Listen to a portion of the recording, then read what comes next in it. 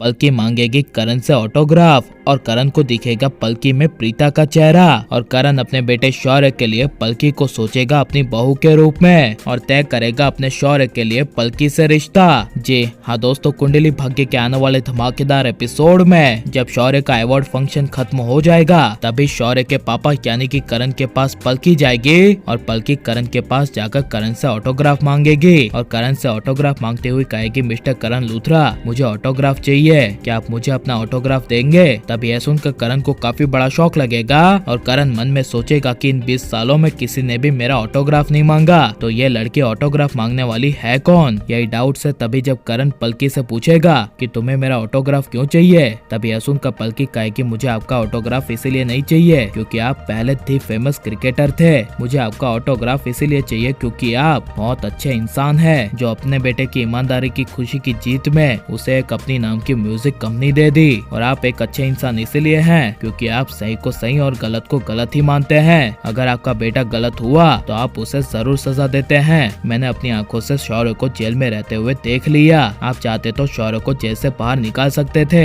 लेकिन आपने मिस्टर करण लूथरा ऐसा किया नहीं क्योंकि आपको पता था कि वो गलत है, इसीलिए आपने उसे जेल से बाहर नहीं निकाला। ये सारी बातें पलकी के मुंह से सुनकर करण को काफी बड़ा झटका लगेगा और करण पलकी से पेन पेपर मांगते हुए सिग्नेचर करते हुए कहेगा कि लाओ मैं ऑटोग्राफ दे देता हूँ, तुम बहुत प्यारी बच्ची हो। यह सुनकर पलकी खुश हो जाएगी और करण जब पलकी से पूछेगा कि तुम क्या काम करती हो तब यह सुनकर पलकी कहेगी, मैं डॉक्टर हूँ और हॉस्पिटल में जॉब करती हूँ। जिसे सुनकर करण को अपनी प्रीता की याद आ जाएगी और करण को एहसास होगा कि प्रीता भी डॉक्टर थी और पलकी के अंदर करण को प्रीता की झलकी दिखने की वजह से अपने मन में कहेगा कि मेरे बेटे शौर्य के लिए पलकी एकदम परफेक्ट रहेगी, यानी मेरी बहू होगी तो सिर्फ पलकी। ये सब करण अपने मन में सोचेगा और जब पलकी अपने दूसरे दिन अपने होने वाले पति केतन के साथ मिलेगी और केतन पलकी पर चोरी का झूठा इल्जाम लगाने के लिए अपने किए के लिए पलकी से माफी मांगेगा और पलकी को सॉरी बोलते हुए कहेगा कि आई एम सॉरी पलकी, मैंने तुम पर विश्वास नहीं किया। तभी यह सुनकर पलकी कहेगी, इट्स ओके लेकिन आई एम सॉरी, माफी तो अब मुझे आपसे मांगनी चाहिए क्योंकि अब मैं आपसे शादी नहीं करूंगी क्योंकि मैं आपके लायक नहीं हूँ। आपको जब मुझ पे ही भरोसा नहीं है तो इस रिश्ते का क्या मतलब। ज्वेलरी शॉप में मुझे 2 दिन जानने वाला राजवीर मुझे इतनी अच्छी तरीके से जानता है, उसने मेरा सपोर्ट किया और आप तो मेरे होने वाले हस्बैंड हो